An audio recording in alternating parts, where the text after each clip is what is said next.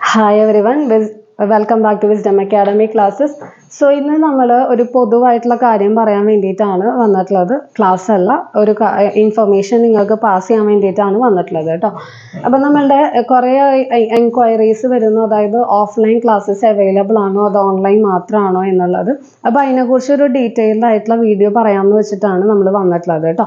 അപ്പോൾ നമ്മൾ ഈ എടുക്കുന്ന ഓൺലൈൻ ക്ലാസ്സസ് തന്നെ നമുക്ക് പാരലലിയും ഓഫ്ലൈൻ ആയിട്ടും അവൈലബിൾ ആണ്. ഓക്കെ, അപ്പോൾ ഓഫ്ലൈൻ ക്ലാസ്സസും നിങ്ങൾക്ക് അവൈലബിൾ ആയിട്ടുള്ള ഒരു കാര്യമാണ്.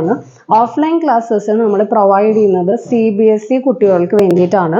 CBSE 9th and 10th CBSE 9th and 10th സ്റ്റുഡൻസിന് വേണ്ടിയിട്ടാണ് നമ്മൾ ഈ ഒരു അക്കാഡമി സ്റ്റാർട്ട് ചെയ്തിട്ടുള്ളത്.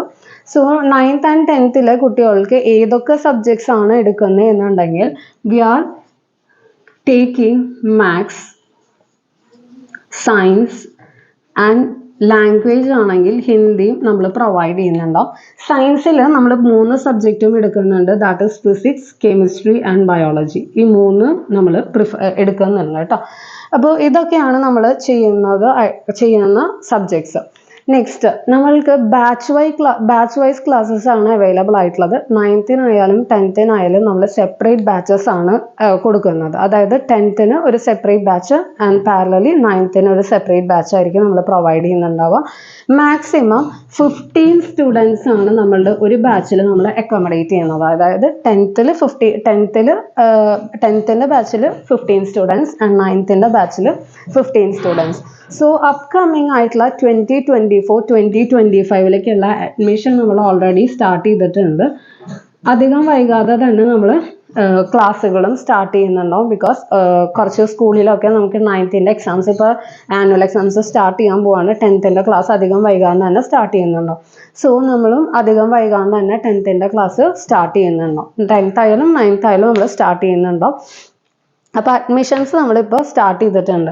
അപ്പോൾ ആ ഒരു കാര്യം, അതായത് എൻക്വയറീസും കാര്യങ്ങളൊക്കെ ഉണ്ട് എന്നുണ്ടെങ്കിൽ നമ്മൾ ഡിസ്ക്രിപ്ഷൻ ബോക്സിൽ താഴെ കൊടുത്തിട്ടുള്ള നമ്പറിലേക്ക് നിങ്ങൾക്ക് ഡയറക്റ്റ് വിളിച്ച് ചോദിക്കാവുന്നതാണ്.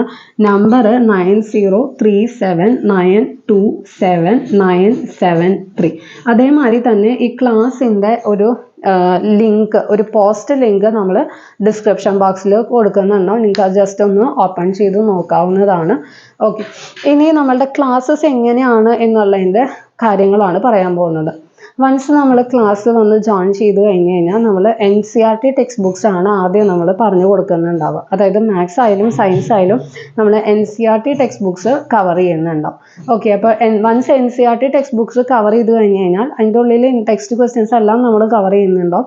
അത്രയും കവർ ചെയ്ത് കഴിഞ്ഞ് കഴിഞ്ഞാൽ നമ്മൾ പ്രിപ്പയർ ചെയ്തിട്ടുള്ള ഒരു വർക്ക്ഷീറ്റ് കുട്ടികൾക്ക് കൊടുക്കുകയാണ്. അവർക്ക് ഒരു പെർട്ടിക്കുലർ ഗ്യാപ്പ് കൊടുത്തിട്ട് നമ്മളത് വർക്കൗട്ട് ചെയ്ത് കൊണ്ടുവരാൻ പറയും. അവരത് വർക്കൗട്ട് ചെയ്ത് കൊണ്ടുവന്നതിന് ശേഷം നമ്മൾ ഹോൾ ക്ലാസ്സിൽ നമ്മളത് ഡിസ്കസ് ചെയ്യുന്നുണ്ടാവും. അപ്പോൾ ഇത്രയും കഴിഞ്ഞ് കഴിഞ്ഞാൽ ഒരു ചാപ്റ്റർ നമ്മൾ കംപ്ലീറ്റ് ചെയ്തു എന്ന് പറയും. ആ ഒരു ചാപ്റ്റർ കംപ്ലീറ്റ് ചെയ്ത് കഴിഞ്ഞ് കഴിഞ്ഞാൽ നമ്മൾ അധികം വൈകാണ്ട് തന്നെ നമ്മൾ ഒരു എക്സാം കണ്ടക്ട് ചെയ്യുന്നുണ്ടാവും. അപ്പോൾ ആ എക്സാം കണ്ടക്ട് ചെയ്ത് കഴിഞ്ഞതിന് ശേഷം നമ്മൾ എന്ത് ചെയ്യും, നെക്സ്റ്റ് ചാപ്റ്ററിലേക്ക് കിടക്കുന്നുണ്ടാവും. എക്സാംസിൻ്റെ കാര്യങ്ങളും ഇതൊക്കെ നമ്മൾ പ്രോപ്പറായിട്ട് പാരൻസിനെ അറിയിക്കുന്നുണ്ടാവും, കുട്ടികളെയും നമ്മൾ അറിയിക്കുന്നുണ്ടാവും. ഓക്കെ, അപ്പോൾ അതൊന്നും നിങ്ങൾ പേടിക്കണ്ട. അതൊക്കെ നമ്മൾ പ്രോപ്പറായിട്ടുള്ള കാര്യങ്ങളൊക്കെ കമ്മ്യൂണിക്കേഷനൊക്കെ നമ്മൾ ചെയ്യുന്നുണ്ടാവും. അപ്പോൾ ഇങ്ങനെയാണ് നമ്മൾ എന്ത് ചെയ്യുന്നത്, ക്ലാസ്സസ് ഷെഡ്യൂൾ ചെയ്യുന്നത്. അതേമാതിരി തന്നെ എക്സാംസിന് ഒരു 1 month അല്ലെങ്കിൽ 2 month പ്രയർ ആയിട്ടാണ് നമ്മുടെ പോർഷൻസ് തീർക്കുന്നത്. ബാക്കി 2 months അല്ലെങ്കിൽ 1 month എന്തിനാണെന്ന് വെച്ച് കഴിഞ്ഞാൽ നമുക്ക് റിവിഷൻ ആയാലും എക്സാംസ് എടുക്കാനായാലും ഇനി കുട്ടികൾക്ക് എന്തെങ്കിലും എടുത്ത പോർഷൻസിന് എന്തെങ്കിലും ഡൗട്ട് ഉണ്ടെങ്കിൽ അത് ക്ലിയർ ചെയ്യാനും കാര്യങ്ങൾക്കും ഒക്കെയാണ് നമ്മൾ എന്ത് ചെയ്യുന്നത്, ആ ഒരു 1 month അല്ലെങ്കിൽ 1.5 month നമ്മൾ മാറ്റി വെക്കുന്നത്. റെഗുലർ ആയിട്ടുള്ള എക്സാംസ് നമ്മൾ എപ്പോഴും എടുത്തുകൊണ്ടിരിക്കുന്നുണ്ടാവും. ഇപ്പോൾ 80 marksൻ്റെ എക്സാംസ് ചിലപ്പോൾ എടുക്കുന്നുണ്ടാവും. അതല്ലെങ്കിൽ നമുക്ക് ചെറിയ ചെറിയ ടെസ്റ്റുകൾ ഉണ്ടായിരിക്കും. അതെന്താണെന്ന് വെച്ച് കഴിഞ്ഞാൽ കുട്ടികൾക്ക് ആ എക്സാമിനോടുള്ള ഒരു പേടി പോകാൻ വേണ്ടിയിട്ടും ടൈം മാനേജ് ചെയ്ത് എക്സാം എഴുതാൻ പഠിപ്പിക്കാൻ വേണ്ടിയിട്ടുമാണ് നമ്മൾ ഇങ്ങനെ എക്സാംസ് കണ്ടക്ട് ചെയ്തുകൊണ്ടിരിക്കുന്നത്.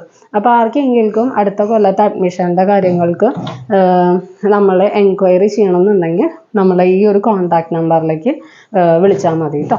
ഓക്കെ, ശരി. അപ്പോൾ ഈ ഒരു കാര്യം പറയാൻ വേണ്ടിയിട്ടാണ് നമ്മൾ ഈ ഒരു വീഡിയോ ഇട്ടത്. Okay, thank you.